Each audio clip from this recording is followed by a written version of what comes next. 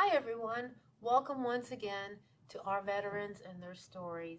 My name is Christine Shirley, and it's an honor for us to have with us today our Vietnam veteran, John Loyer. John, thank you so much for being with us today. Oh, you're more And than thank you welcome. so much for your service. Thank We you. appreciate it. We appreciate the fact that you came on and you brought everything with you so you can talk to us a little bit more about what life was like for you there. Sure. So I'd like to start off, let's find out, how long have you lived in South River?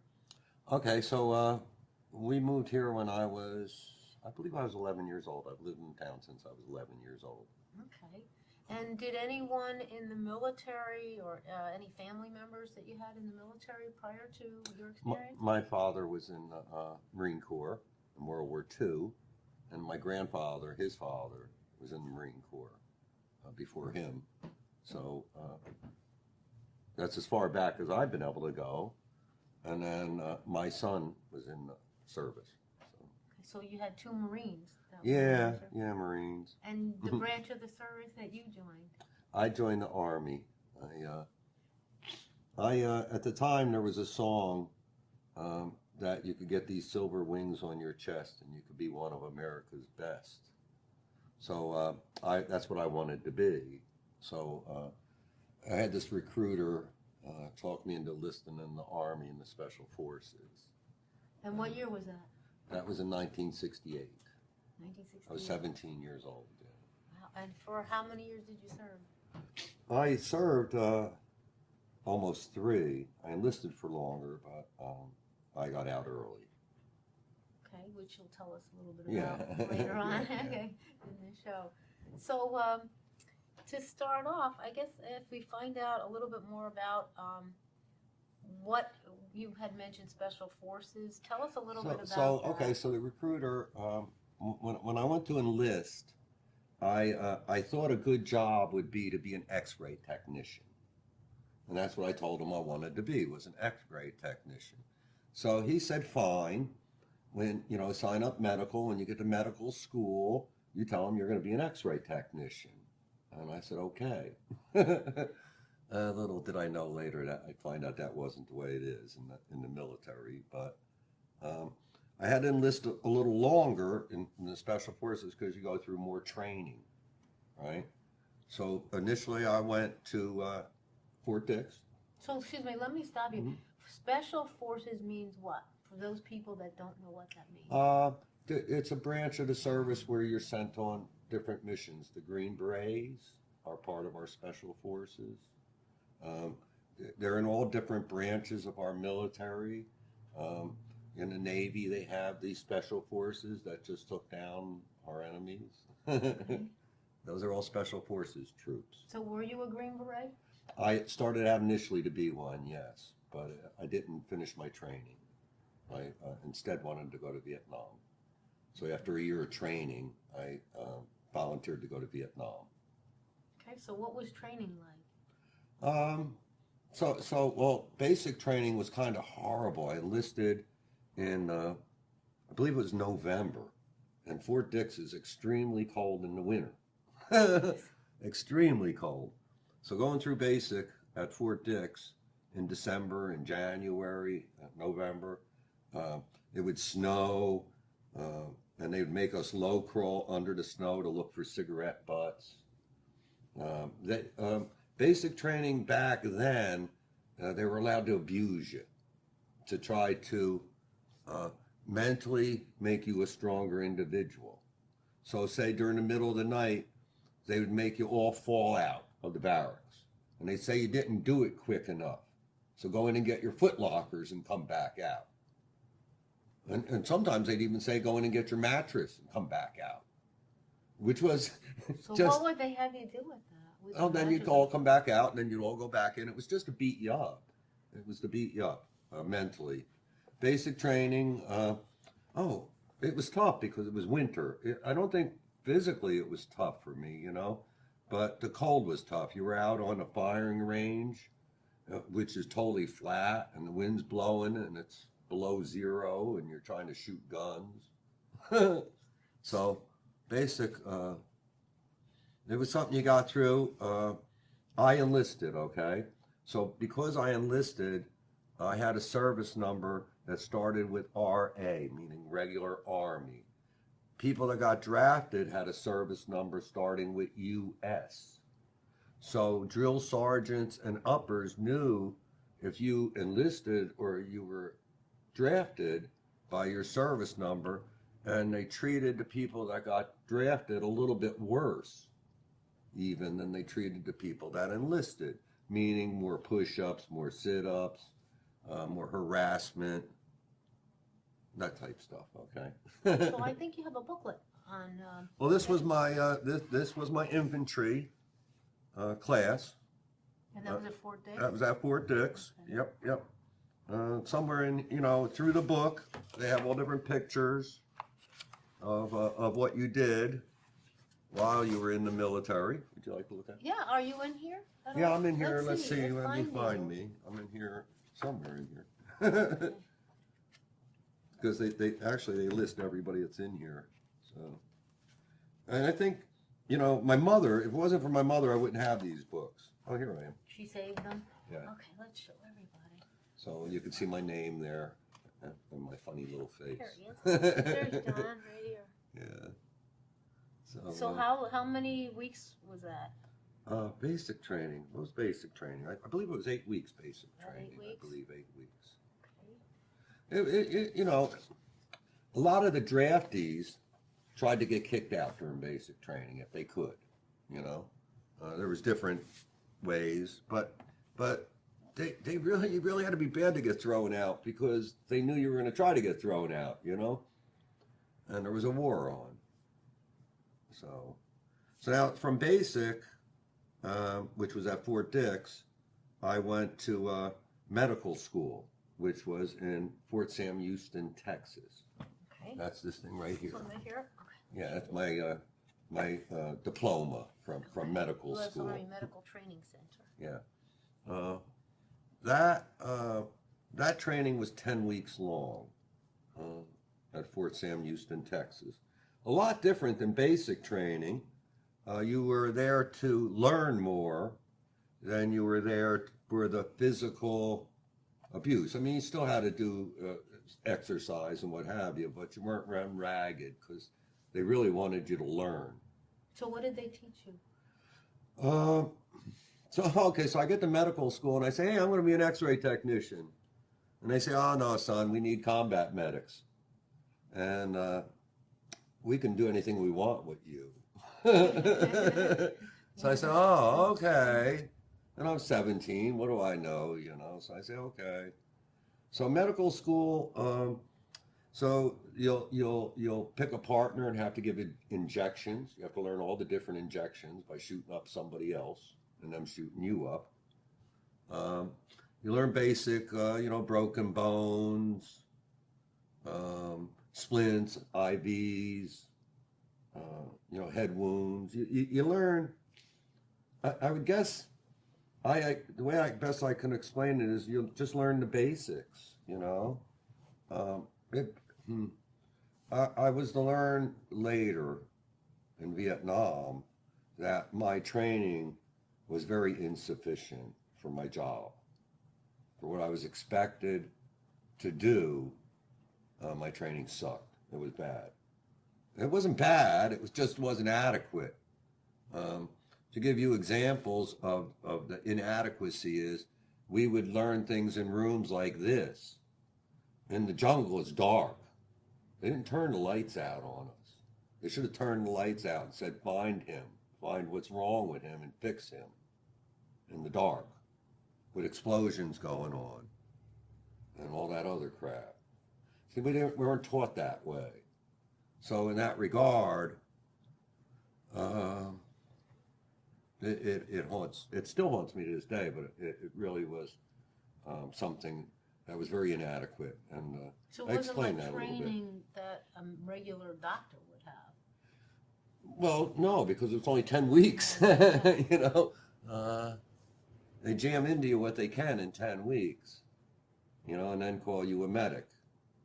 And so then I went to school for a week to get my driver's license, because in case I had to drive an ambulance. The biggest thing I drove during that training was a 2.5 ton. They called it a deuce and a half. Jeeps, ambulances. It was a week, and they gave me a license, military driver license. So by now, my ranks increased a little bit because I've gone through a couple schools. You know, I'm not a newbie. I'm not a private. I'm still private, but I'm E3 at that point, private 3rd class. And so from there, I go to Airborne School, jump school. Okay. Airborne School. Here we go. That's Airborne. Airborne School in the Army is at Fort Benning, Georgia.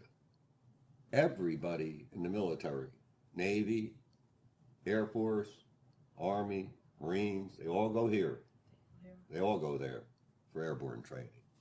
You know. So. Are you pictured in here? Yeah, let me find me. So, airborne training's not a real long period, and there's pictures of what you do in this book. But, here I am. I'm circled there. You see me okay, circled? great. But, Right here. Airborne School was tough, physical.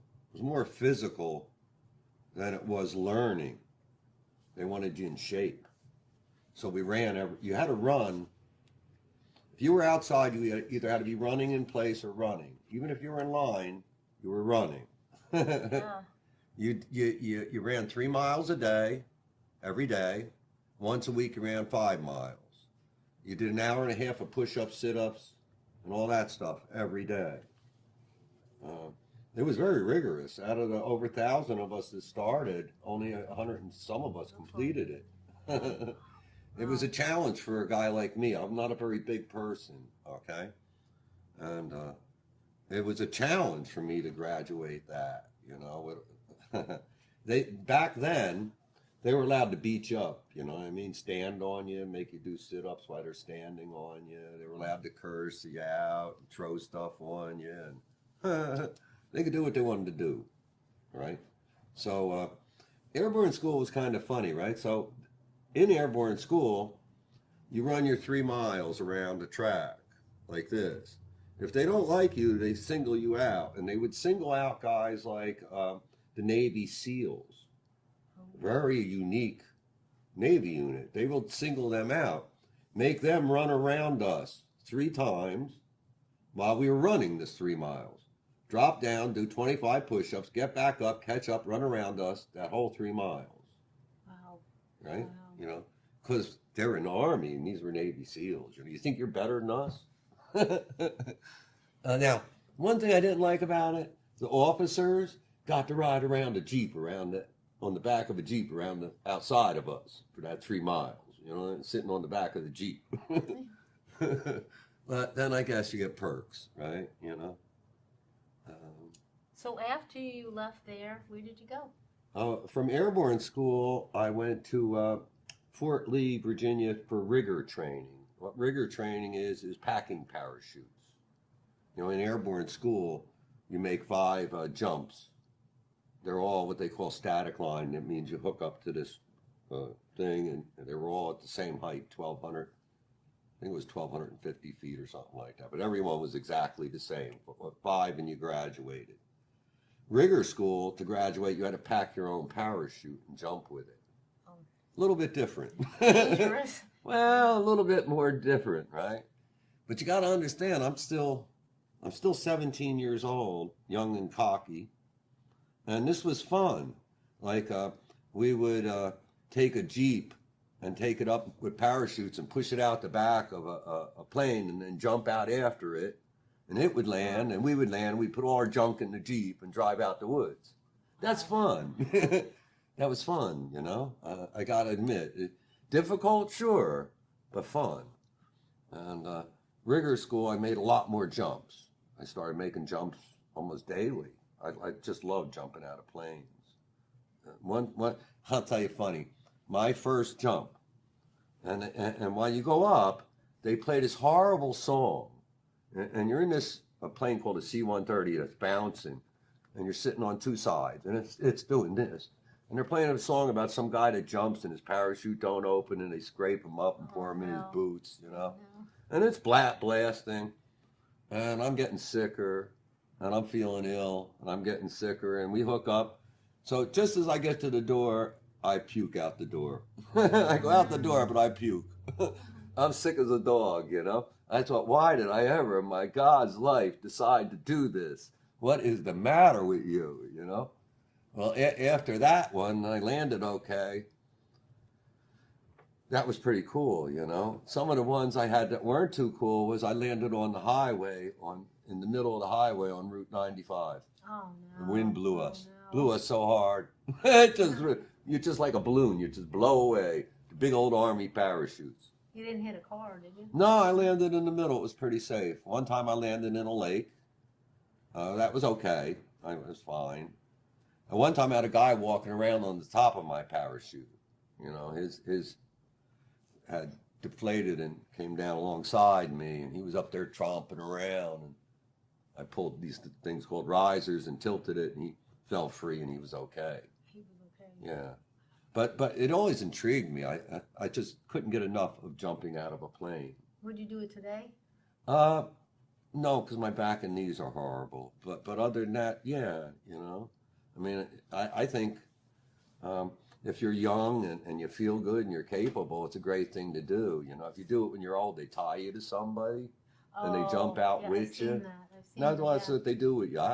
That ain't no fun. When you joined when you were 17, did you have to have a parent's cosign or signature for No, but I'll say this. I came home and I said to my father, hey, Dad, I joined the Army. And he said, you're not a Marine, son.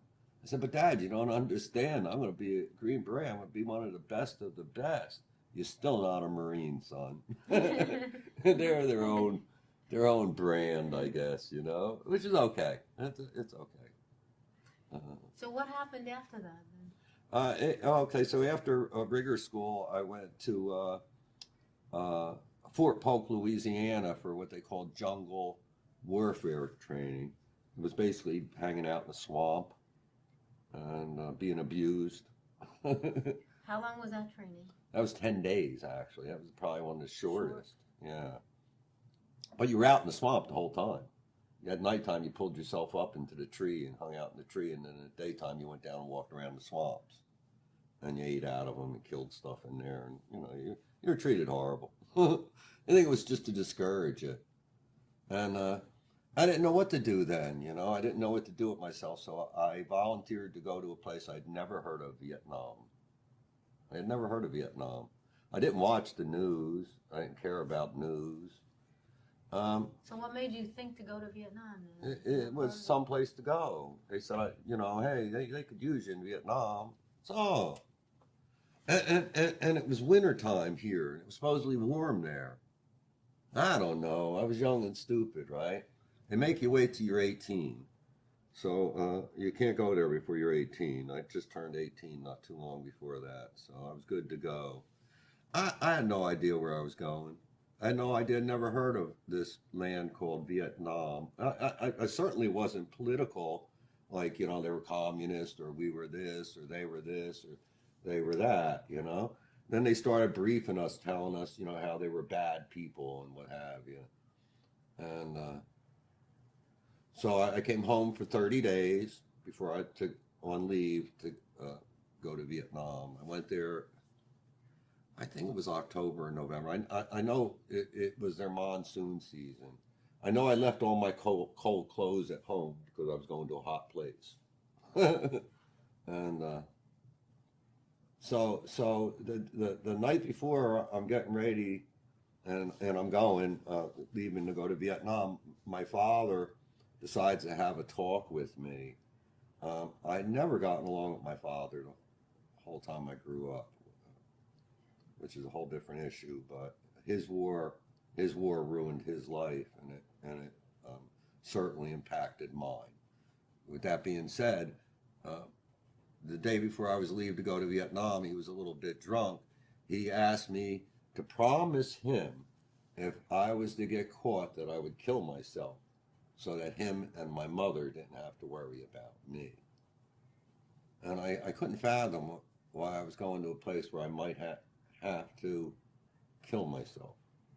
That didn't kind of, you know, just didn't get it, you know.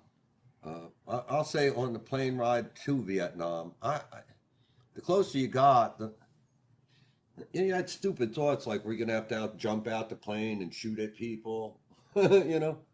Or were you going to, well, we landed in this place called Da Nang, which is a little army city. You know, it had lights and buildings. I mean, holy crap. I think this ain't the jungle. What are you talking about? We're going fight in Asia. And, I learned that was different. That started my journey in Vietnam anyway. We have a military picture of you right here. Yeah, Let's this take a was, look well, at actually, that. this was taken in Fort Sam Houston, Texas. Okay. I'm 17 there. That's medical school. If it was in color, my ribbon here would be maroon, which was medical. You could see I have U.S. my tags on. But yeah, I'm 17 there. Almost everybody had these pictures made to send home to their mother. It was encouraged. It's a great picture. Well, it was encouraged because And I then you guess if have you it. got killed, your mama had a picture of you. Yeah. I didn't think of it at that time, No, but right. So yeah, my youngest son looks a lot like me. Does he? Yeah. Yeah. Oh. Or people say they see a lot of him in this. I personally don't, but he, you know. And you also have your boots. Well, these are what they call jump boots. Okay, and the reason they're called, they have this toe on them. You can see the toe on them. Right here. Yep. So these are jump school only in the Army. If you weren't in jump school, you could not wear these boots. Okay, airborne only. Airborne all the way. Okay. So, can you imagine running in these things 3 miles No. every day? No. And what That's is not this pair. Is a piece of metal in here? That's my dog Dog tags tags, in yeah. case you get killed. You know, dog tags, so they know who you are. But yeah, these are jump boots. They're a little scruffy right now. I should be ashamed because they should be spit shining black. Now, didn't you tell Literally. me? Didn't you tell me a story about someone you ran into not long ago with that jumped in sneakers? I think Well, you said? nowadays in the airborne, they wear sneakers. So they I was don't in the have to wear these. Yeah, I was in the airport. I ran into this young kid, a young man that just had completed his jump school training, and he told me they wear sneakers, and it kind of upset me a little bit, to be honest with you, at that moment in time. But then I congratulated him for that, for finishing airborne school is a, you know, not everybody has these silver wings, right? So yeah, so now I got to Vietnam, and from Da Nang, I just hung out because my orders were to go north to a place called Camp Evans. And they told me in Camp Evans, I would get my my direct orders. I was assigned to the 3rd Battalion, 187th Infantry, which are called the Rakkasans. And I have this book here.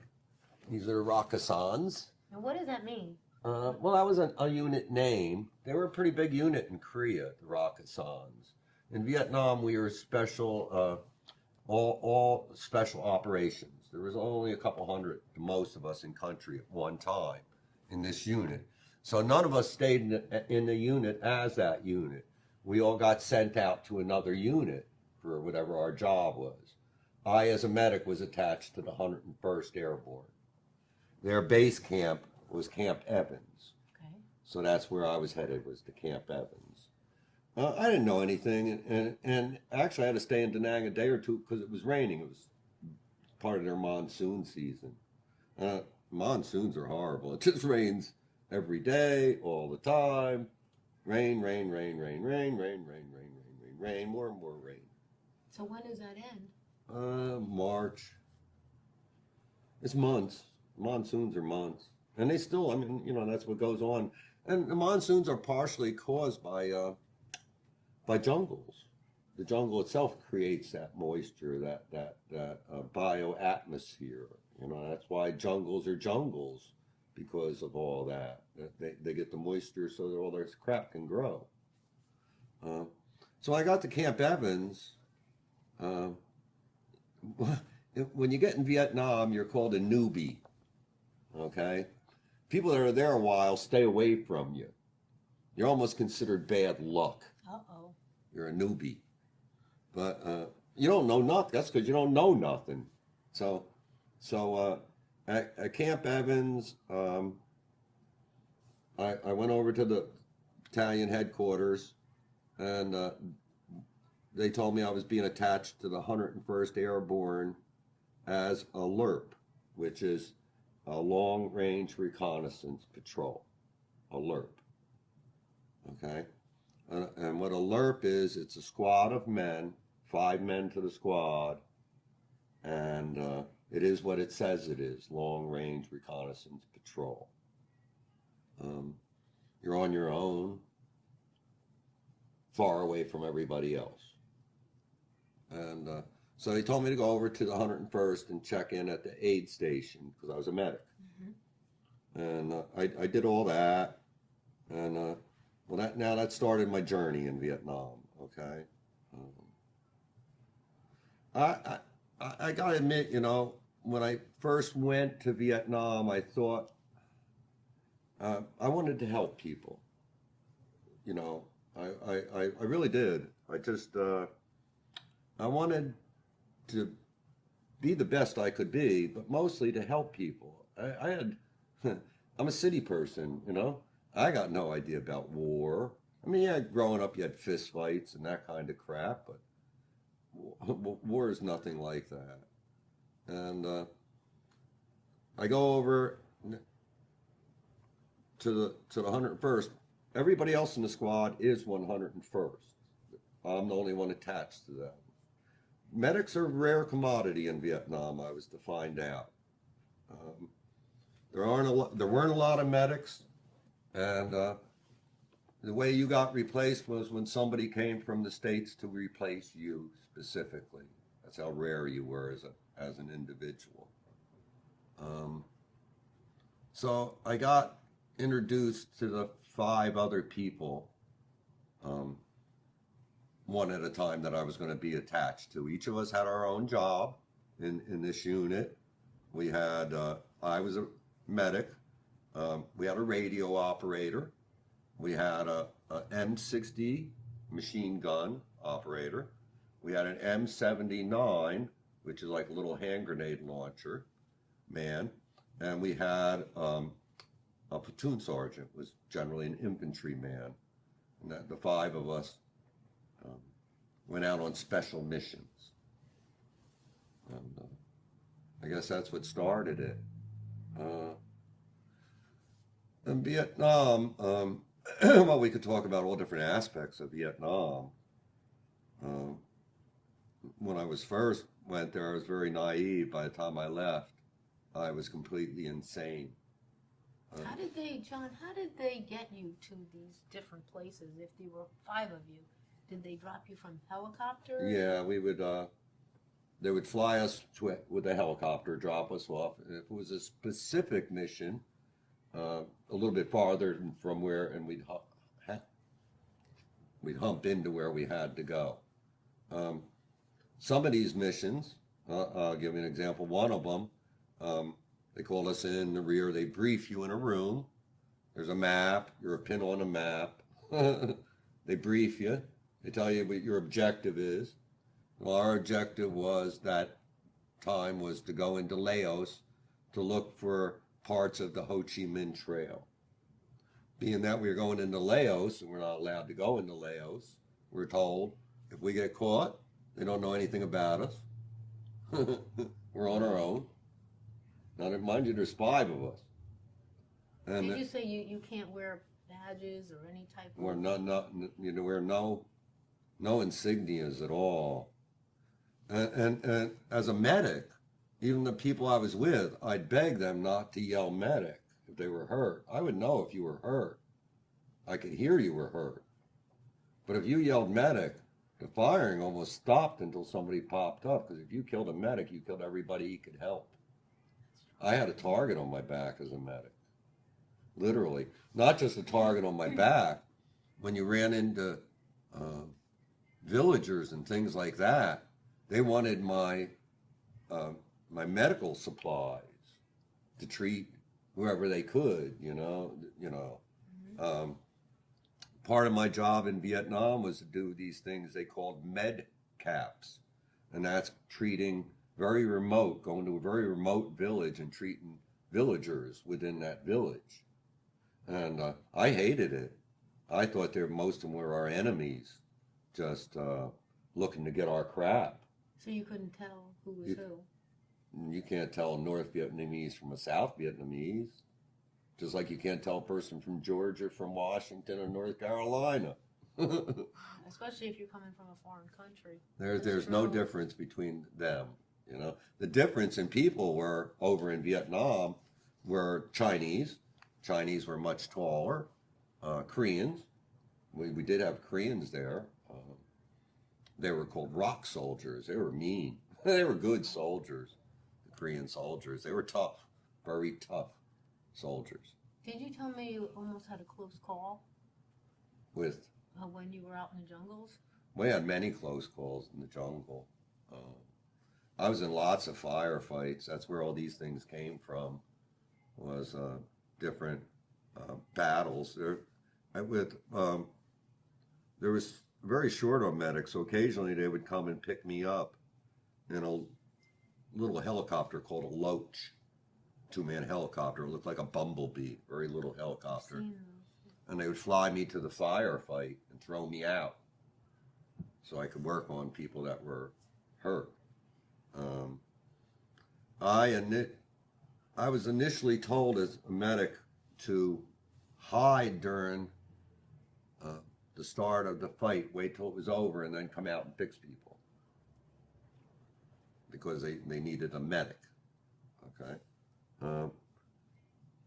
I couldn't do that. I don't know. It wasn't within me to hide. And so because I didn't hide, I guess a lot of these things come about. I walked point, which means the first man, the five of us would walk. The first guy would be the point man.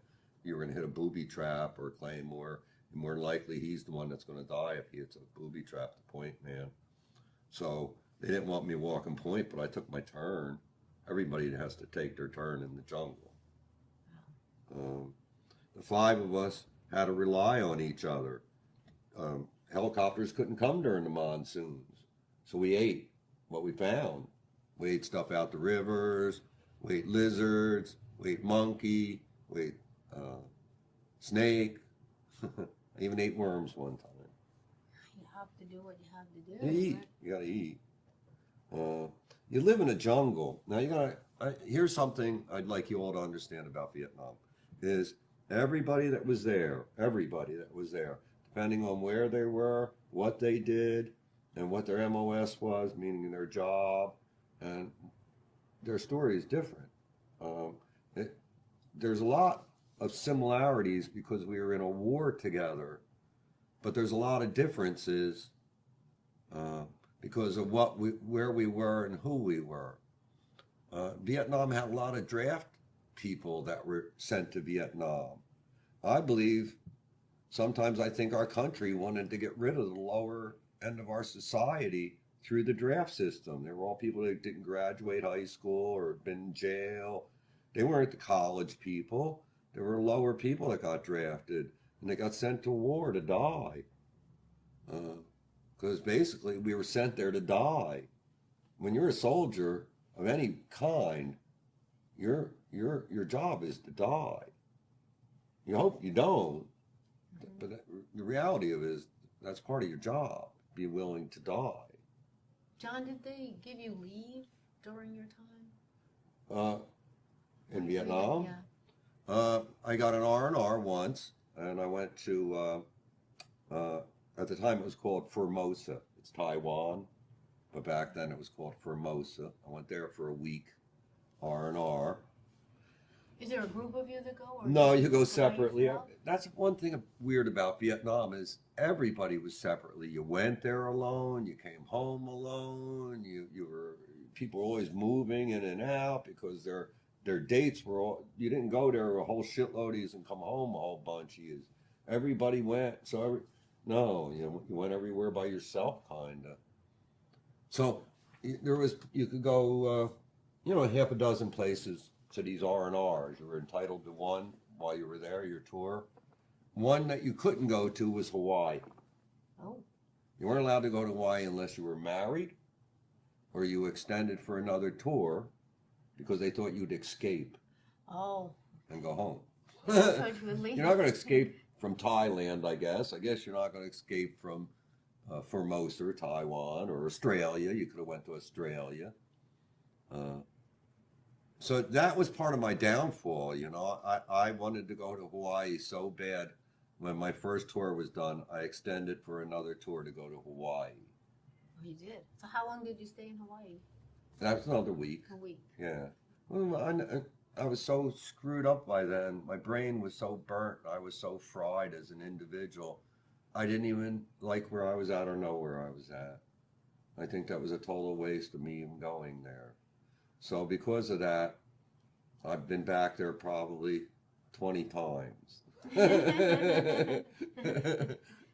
John, you have a spear over here. Well, this is okay. So this is it's an arrow that came off of a crossbow that was made by the South Vietnamese Mountain Yard.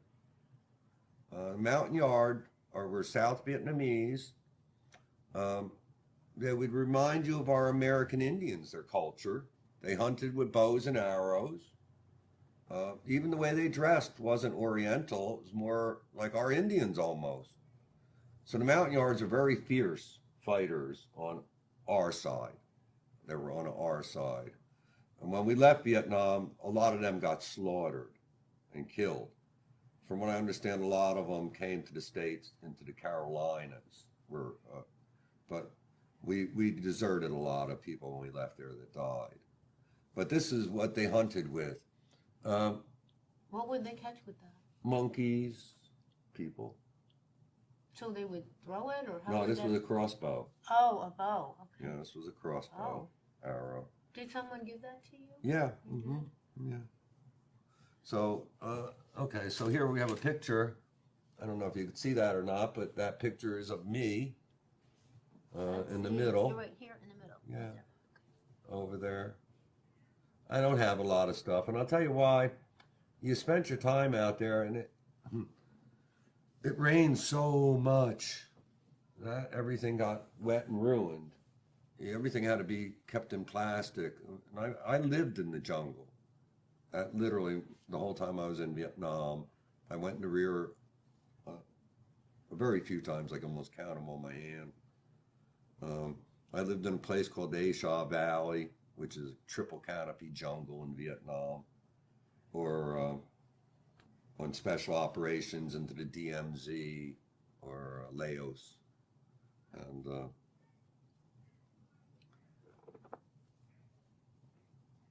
it was, nobody could teach you about living in the jungle with critters. There was monkeys, snakes, tigers, rock apes, which are small gorillas, all kinds of bugs. Oh my God, bugs you never seen before in your life. Wow. So during some of the firefights, the battles, but we called them firefights, afterwards people would say that they couldn't see me. There were so many mosquitoes around me. I would have blood and guts all over me, and the mosquitoes would just be landing on me to suck the blood off of me. And there would be so many. I don't know where the hell mosquitoes come from out in the middle of nowhere. You're out in the middle of nowhere, and all of a sudden there's 8 million mosquitoes. Where do they come from, Or some of these other bugs. But years after I came home, for many years, I had nightmares about mosquitoes. Giant mosquitoes. I used to have a nightmare. Like this 8-foot mosquito would come screaming down, and right before he'd stab me, I'd wake up. But the noise, that humming, is something that you can't get out of your head after, so it's been there that long. You also have the uniform here. Well, this is, You want to show the uniform first or this? oh, mine? Yeah. Well, I have, where is, Right here? I have a Class A. It of course, right now, doesn't have anything on it. This was what they gave me when I left Vietnam to come home with. But over the years, I let my kids wear it for Halloween. So It's in great shape. well, my son had it re-cleaned and what have you, because he was embarrassed. My older boy joined the military and didn't realize the military. I guess nobody realizes the military till you're in the military, so to speak. Okay, but I'll say this about uniforms. Okay, I've been I wear my military stuff all the time, and now it's a great time in the world. I get people that say, thank you, welcome home, you're a great veteran, thank you. But in 1971, when I was wearing this stuff and getting spit on and disgraced, it was a whole different world. I couldn't get a job. Nobody'd hire you if you put down you were a veteran. You didn't get a job. That's terrible. I went to town here. I had $600. I wanted to buy a car for $1,200. The manager of the bank said he couldn't give me a loan because Vietnam veterans were unpredictable and undependable. Wow. You know, for many years it was just you went to the VFW and you were told you weren't welcome. You weren't welcome anywhere. That's a shame, and that's so sad. You know, here's the thing, okay? And yeah, the whole thing's in my situation's kind of weird, okay? Because when I grew up, me growing up, I was referred to as a greaser. I wore Italian knits, high roll collars, silk pants, featherweight shoes, greased back hair. I was a greaser, right? If you had long hair when I was growing up, I don't want to use the word, but you were called a faggot if you had long hair when I was growing up, right? So off I go into the service, and I go away, and I come home from Vietnam, and everybody's got long hair. Somebody took my world away and filled it with faggots. You know what I mean? It became It just, my whole world was gone, and I was totally different. So what day, do you remember the day you came back home? What it was like? From Vietnam? Mm-hmm. Yeah, my mother and my brother picked me up at the airport and brought me home. There was no fanfare. They hid me. They didn't want there to be any problems, you know, because of that, you know. But I can remember in the car, in the back seat in the car, my brother was driving. My mother and I were in the back seat. My mother looking at me and asking me what was the matter with me. And I didn't know how to answer her. But she knew there was something the matter with me. I wasn't quite right. Well, they made me leave because they knew I wasn't right. But I thought I was okay.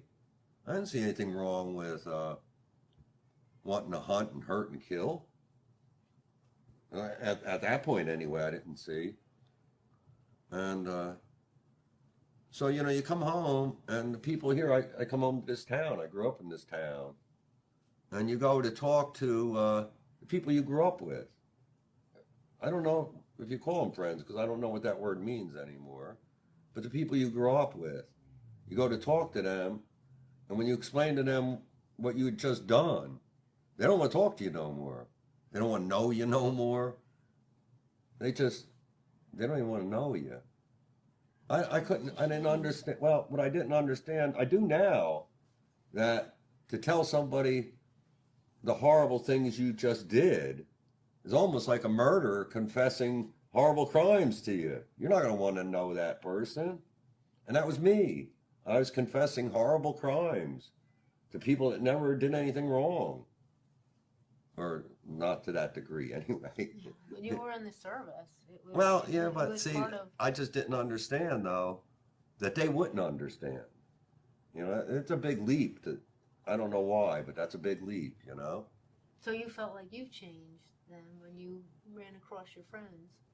Well, everybody treated me differently. And so I kind of left town here, you know, went and found people in other towns. But I also had another problem. I couldn't sleep. I was having too many nightmares and dreams. And the only way I could sleep was to drink myself unconscious. I didn't really sleep. I passed out. But that was the only way I could get any rest. The nightmares, I had, for many years, I had nightmares of people chasing me with no arms and no legs and telling me it was my fault. Every time I seen somebody my age that was crippled on the streets, I went the other way because I was afraid they'd recognize me. You know, Vietnam left me a broken person. And what I mean, and I can explain that in lots of ways, but it certainly broke me. Vietnam broke my my insides. It took me a long time just to feel slightly normal again. How do you feel now? It's hard. I understand, and I used to say this that. And people will argue this with you, but you got to come to this conclusion. My soul is going to rot in hell. I've tortured, I've murdered, and I've killed. Nowhere in our Bible does it say, or in any religious thing, does it say, it's okay to kill we don't like them or they don't believe what we believe. It doesn't say that. It says, thou shalt not kill. And there's a reason for that. So, with that being said, I know where I'm headed, if there's such a. Every day, today has to be almost like heaven. You know, it's what you have. Okay? If there's such a place as heaven and hell, I know where I'm headed. And, you know, you can have these arguments, and God, I've had these arguments with people, oh, no, you did what you were told that you did what you had to do. You did what you were told to do. He would have killed you if you didn't kill him, and on, all that crap. But the reality of it is, that's not the truth. And, you know, when you start, you know, we could talk about my medical training, you know. In Vietnam, I wasn't trained that when my hand went through somebody's chest and hit the ground, what I was supposed to do. And it was pitch black out, and people were shooting at me. It's a whole different world than sitting in this room and talking about it. So I know that you have a book that you were writing. Yeah. And I started to read some of it, and I do. It's you know, it's an amazing book, John. I mean, it's as you speak about your experiences to us. It's something that I think many people or everybody should read it. It's not a long book, but it's so detailed about your experiences there and what you personally felt. And it'll be out sometime in December. It'll be done by the publishing company. And what's the name of the book? Doc, a Vietnam medic. It's pretty what it is. And that's what they called you. You want to see now? That's another thing. Yes, I'm called Doc, and I'm still called Doc, and I'm put at a higher level than almost all other soldiers being called Doc. Believe it or not, I get a lot of respect from other soldiers because of that name, Doc. And part of it, it has to do with that. If you're out in the jungle and you get hurt, I might have to save your life. And if I don't like you, I might not. So I guess you want to be my buddy, or at least you want me to like you, you know what I mean? But, John, we want to show us the other item you have here? What is the this? Black right here? Oh, this? Yes. Okay, so this is black pajamas. This is what the Vietnamese wore. See, okay? They had black tops. And you bought this back from Vietnam. Yeah, they had black tops, black bottoms. And they weren't the regular soldiers, they were the Viet Cong. okay, that wore these. The NBA, North Vietnamese Army, they had uniforms. But How did you acquire this? you take them off, Oh. or so. All right, and I don't have it anymore. But I lived in the jungle, you know. So what do you do during monsoon? Or how do you sleep, you know?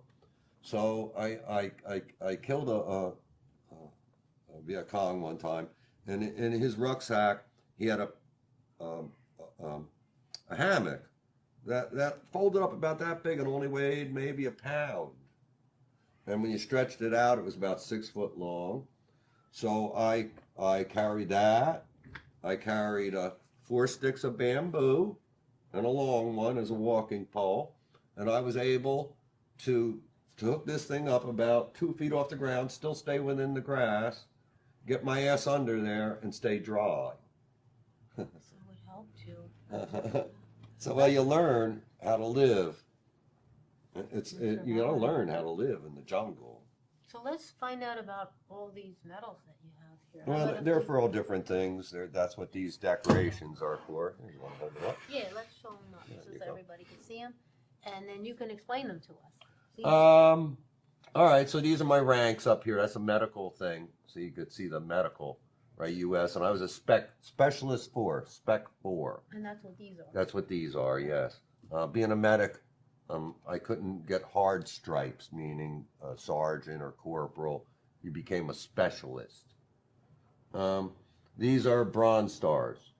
And I have 3 different ones. I have a regular one with an oak leaf cluster, and one with a V for valor. And what does that mean? The bronze stars are generally given for heroism above and beyond the call of duty. Wow. The V then takes it to another level, the Valor Award. Well,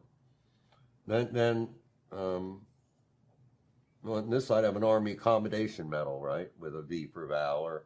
A Vietnam with my 3 stars in it for the 3 6-month periods. And then let's see, these 2 down here. This one's from Vietnamese, and this one is. Let me read that. Yeah, this is the campaign one, and that's the other Vietnamese. These in the middle here, these are campaign ribbons, meaning your whole unit did a campaign. Okay, let's see. I got my dog tag. I got sharpshooters and hand grenade stuff there. Jump wings, medical badge, LERP unit.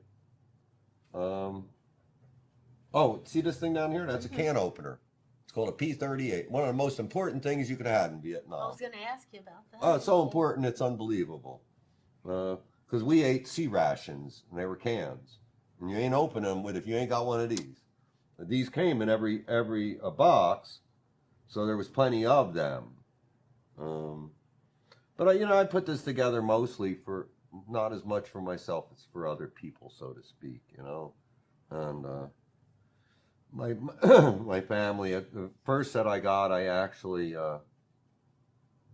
burnt. I was so upset with medals. Medals at one time, I felt living people shouldn't get them. I felt that medals were for people that lost their life. That people deserved medals that died. I did my job. To get this is, it's just saying I did my job. Yes, they say, above and beyond. They give you these things, and they tell you they're above it. You're above and beyond. Well, whether that's true or not, it's hard to convince me. Okay, but I will say I'd rather run towards trouble than away from it, and I'll still do that to this day. Well, is there any message that you think about that maybe future generations might learn from your experience? Well, war is war.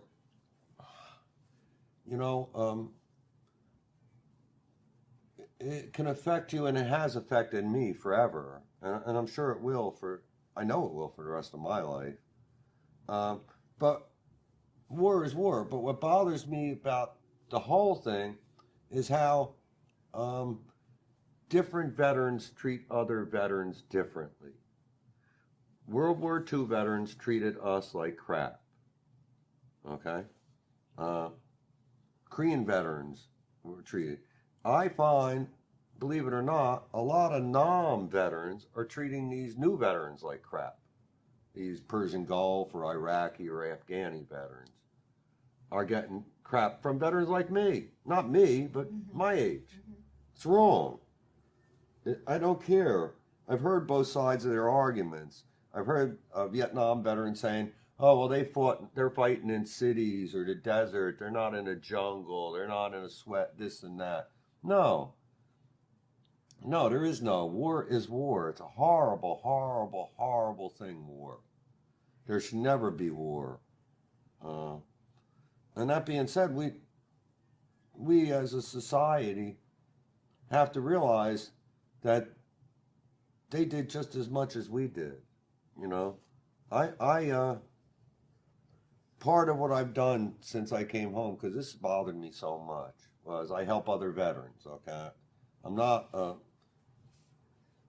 legally obligated to do it, but over the years I've helped many, many veterans. And I still do to this day, and probably will to the day I die. And I don't know if it's because of the medic in me that makes me help other veterans, or it's the failings that I felt within myself to help other veterans, or the lack of other people doing it. Just the lack of other people helping other veterans. And so to try to get people to understand is when these people, you're going to send them off to these type places, when they come home, at least help them readjust.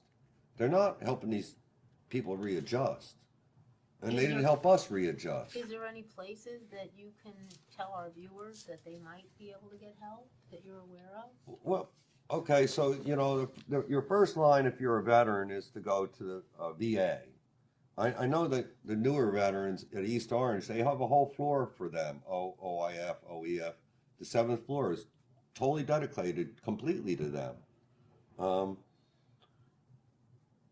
But they need to seek out help if they're having problems, because I didn't for so long. See, I thought after I came home that because I was broke meant that I was weak, that I was a coward, that I was a subhuman being, because I couldn't handle the experiences that I'd gone through.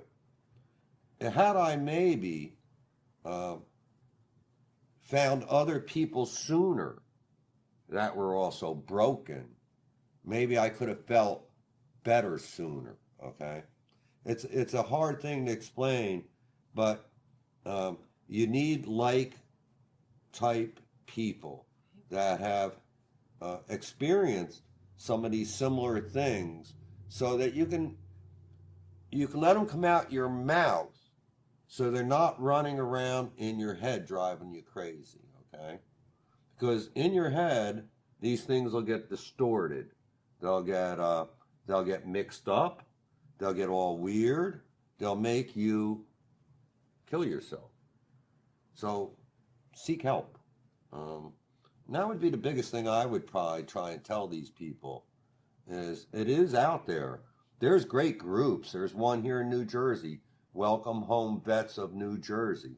They're a great organization. They're lawyers, doctors. Everything's free. They don't take a dime. That's terrific. You know? That's terrific. Those type groups need to grow. People need to support them, right? You know, because these guys, they're spending all these hours and their time and their efforts doing this. At least the general public can support them through funds to help them help the veterans that need to be helped. They're a great group. But I would say this: research the group you plan to give to, and make sure that what you're giving is going to the veterans and not to them. A lot of these groups, they pay themselves to run these groups, huge amounts of money, which pisses me off because it's not right, where you do have some groups, like Welcome Home Vets of New Jersey, that don't take a dime. None of them. I've been there. I researched these people because I'll tell them, if I'll help you if I know you're honest. If you're not honest, and I know that, I'm not going to help you. And that's just the way I am. So, Nam broke me, right? So I didn't know what to do. I was in my early 30s. I stopped drinking and drugging. I haven't had a drink or a drug since I was 32 years old. Okay? Stopped drinking and drugging. Terrific. I didn't know what to do with myself, young, so I joined a little league here in town. That's great. Right? I was a juvenile delinquent growing up. My wife comes home. My son's, I think he was 12 years old, and there wasn't anybody to coach him. And my wife says, I'm going to coach the kids' baseball team. I looked at her and I said, you don't know nothing about baseball. What do you know about 12-year-old boys? You don't know nothing about them. I'm going to coach them, So it was a very interesting, almost 16 years for me from start to finish in Little League. And do you have an award here? Yeah, I became vice president. Oh, I became, I coached, I managed, I did clinics, I was the field guy, I was the builder, I was everything for a long time. I probably spent, involved in it, John? no, but I probably spent at the time 40 to 60 hours a week at Little League for 16 years. That's terrific. So, I had to get books and videos and learn about baseball because I had never played baseball. I was a juvenile delinquent. We lost our first game. We won every game after that and won the championship that year. 1995. Yeah. This is terrific. Yeah. It was kind of funny, Little League, because you got to understand I was still broken, okay? So with my attitude, if I had a problem with you, I was going to let you know in no uncertain terms, okay? It took me a long time not to do that. And I still did that at Little League. And they would have meetings at the board and say, John, we really like you to stop doing that. And I said, well, I'll leave. No, you can't leave. No, but can't you just, And I go, no, I'm sorry. But if that parent's abusing that kid, I'm going to knock him out. I can't help it, I'm sorry, but I am who I am. And that's kind of where that leads to, That's terrific. That I am who I am. And I've always been that way. Are you with any veterans groups at this point? No, I float in and out of different groups. So when I first started in the late 70s and the very early 80s, there were no groups for us. And we started groups at the VA at Lyons VA, Vietnam Veterans Combat Rap groups and different kind of groups. And from them has grown inpatient groups and outpatient groups. But what happens is when I join these groups and I start talking about my experiences and the emotional parts of my experiences, I'm asked not to come back anymore because I bother the other people in the group. What I say, they understand, but they still can't get it out of them, and it hurts them so bad. I'm like there with a knife kind of stabbing them. Even though I'm stabbing me, I'm not trying to hurt them, believe me. But I don't know if it's a gift, but what drove me crazy, totally insane, was not being able to tell you what I did, okay? That's when I was at my worst. When I was able to sit in front of somebody and say, okay, this is what I did, and this is how I feel about what I did. I don't really care what you think about that, but I've gotten it out. Right. I would, I don't know if I'd feel better, but I'd be more content, I guess would be the right word to use.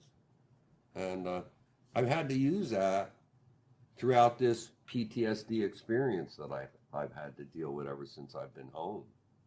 I was poisoned with Agent Orange when I was in Vietnam. My son was born with birth defects. I went to get service connected for Agent Orange, And they told me because we live by Edgeboro landfill, any disease known to mankind can get you. Yeah. It had nothing to do with Agent Orange. My wife rolled around in cat poop, and that's why my kid was birth defects. And they just, everything they could not to agree that Agent Orange had poisoned me because it was sprayed on me. I lived in the jungles where it was sprayed. But they said, you volunteered to go to Vietnam and you volunteered this and that. You're crazy, so we're going to pay you for being nuts. And I'd say, no, you don't understand. I'm nuts on my own behalf. I'll deal with that. But you poisoned me. You need to pay me for poisoning me. And I got nowhere. I think it was $1,800 out of the Agent Orange Veterans Fund back when it was, $380 million or whatever it was. Yeah, I got like 1,800. They realized I was very sick. And I guess because I was in such good shape from being in the service, I was able to bully my way through my illnesses. Wow. Yeah. Is there anything else that we haven't covered that you might want to talk about? No, Anything not else really. you can think of? No? Yeah. The military thing, this, it's something that doesn't go away. I'll say that. Okay. All this stuff it's hanging in my basement. Where I hang out. It's around me. It'll never go away. It's just that sometimes when people look at people like me, okay, and they don't see that I'm missing something, and they think, well, there's nothing the matter with that person. I think that's part of what our society now is experiencing with all this mass crap that's going on. You really have to look at a person and realize, even if they're standing in front of you, that they're broken. And are they fixable? Is it something that to be able to deal with? Or not, And where they can go to get help. And where they can go and get Yeah, help for these things. For this. Yeah, that's all I got to say. Well, John, you really gave us such a story today. I mean, such information about, things that have happened to you in such detail. And I really appreciate that. And I'm sure that people watching today do as well. And I, like I said, I was reading, I got through most of your book, and it's similar. You really detail everything out to people so you feel that experience that you feel within yourself, which is something that, not a lot of people can do. And I think I wrote that as I talk, kind of, so that's why it's a little different than what, in other words, I'm not really a writer, okay? I wrote this because I had to write this. Here, if you can understand this is one of the little things that happened to me from being a medic. Because I wasn't trained as well as I should have been trained, okay? Because I felt I was a failure. I really felt I was a failure. So because of that, anything I tried afterwards in civilian life, I tried to become an expert at, okay? I had to become an expert at it. But once I became an expert at it, I didn't want to know it no more. I just threw it to the side and then picked up on something else to become an expert at. you want to know. And the once I challenge. became professionally the best at it, it would go to the side. And after about 4 or 5 of these, I didn't understand what was happening to me. Why am I doing this? Why did I quit that lucrative thing? What the hell's the matter with me? Until I kind of fitted in with my medical experience and what I was doing to myself, which takes a lot of self-searching of a person to get to that point. You can, you got to understand. You got to be willing to understand why you're broke. And that's kind of, you got to be willing. Yeah. Well, John, thank you so much for talking to us today and coming on the show. I really appreciate that. I mean, you're an amazing person. Thank you so you're welcome. much. And welcome home. Thank you so much. Well, thank We you. really appreciate you and your time in the service and everything that you've gone through. I mean, you're just an amazing person. Thank you very much. And we want to tell every of our viewers, please thank you so much for being part of the show. And if there are any other veterans there that would like to come on and tell us more about their experiences like John has, we really appreciate what he has to say and the fact that he came on to talk to us. Oh, you're welcome. You could talk on this subject for days. So I'm glad we got what we could in. Thank you. Thank you so much. And thank you, viewers, for being with us again for another show. And God bless America to all of you.